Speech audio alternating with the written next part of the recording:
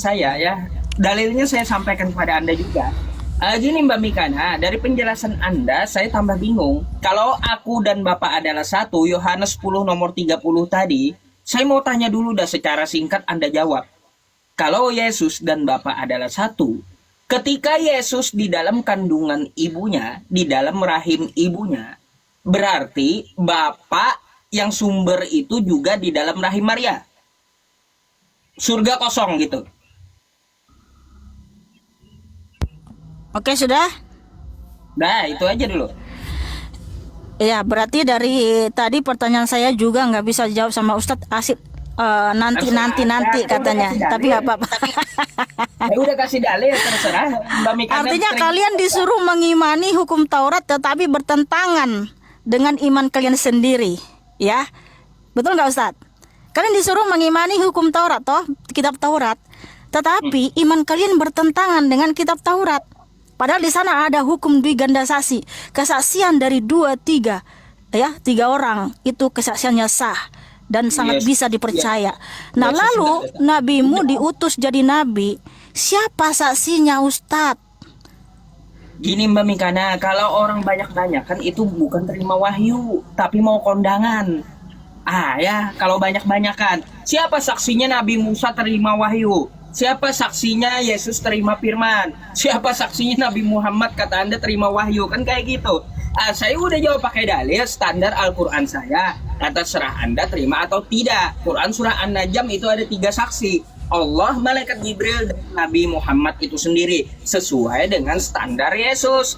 2 saksi udah cukup. Aku dan Bapak udah cukup kata Yesus. Kan kayak gitu, standar yang sama saya gunakan.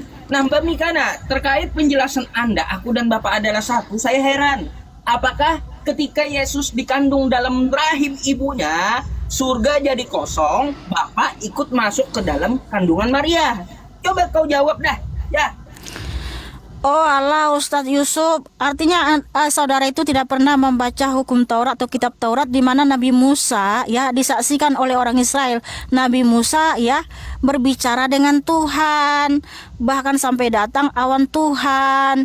Jadi saudara itu memframing Alkitab, nggak pernah baca Alkitab dengan sungguh-sungguh. Karena apa? Kamu bilang siapa saksi Nabi Musa menerima firman? Loh, orang Israel, bahkan orang Israel saja mendengarkan suara Tuhan. Makanya sangat percaya bahwa Nabi Musa itu adalah nabi yang diutus Tuhan Yesus. Karena apa namanya? Yang melihat Nabi Musa terima wahyu di atas bukit itu siapa namanya? orang Israel, semua orang Israel yang mereka berjalan dari tanah Mesir ke tanah Kanaan, dan juga Harun. Kapan mereka melihat, namanya siapa? Ya kamu baca di kitab Kejadian Keluaran Umamat Bulangan. Di situ Nabi Musa ya ditemani sama Harun, Imam Harun, dan orang Israel juga mendengarkan suara Tuhan. Jadi jangan kamu bilang nggak ada saksinya. Naik ke bukit. Ketika Tuhan berbicara dari dekat gunung itu orang Israel mendengar suara Tuhan. Siapa yang ikut naik ke bukit Mbak Mikana bersama Tuhan. Nabi Musa? Enggak ada orang Israel ikut naik ke bukit. Bukan ikut ke bukit, waktu dari atas gunung itu terdengar suara Tuhan dari dalam awan, ya kan? Itu orang Israel mendengar semuanya. Makanya sampai orang Israel ya, sampai orang Israel mengatakan kepada Musa, ya kan? Janganlah kami ikut, karena ketika kehadiran Tuhan itu kan membawa dampak kalau dia nggak hatinya nggak gimana gitu, itu bisa langsung hangus. Makanya hanya Nabi Musa ini diperkenankan naik ke gunung Tuhan itu. Jadi jangan kamu bilang nggak ada saksinya.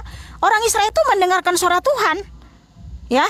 Coba, jadi kamu saya bisa mau tahu di mana 10 perintah Taurat itu seluruhnya disaksikan orang Israel di mana kayak gitu. Baru dengar saya. Loh, waktu itu kan Tuhan memperdengarkan suaranya kepada orang Israel ketika Nabi Musa pergi ke gunung, ya ke Gunung Sinai.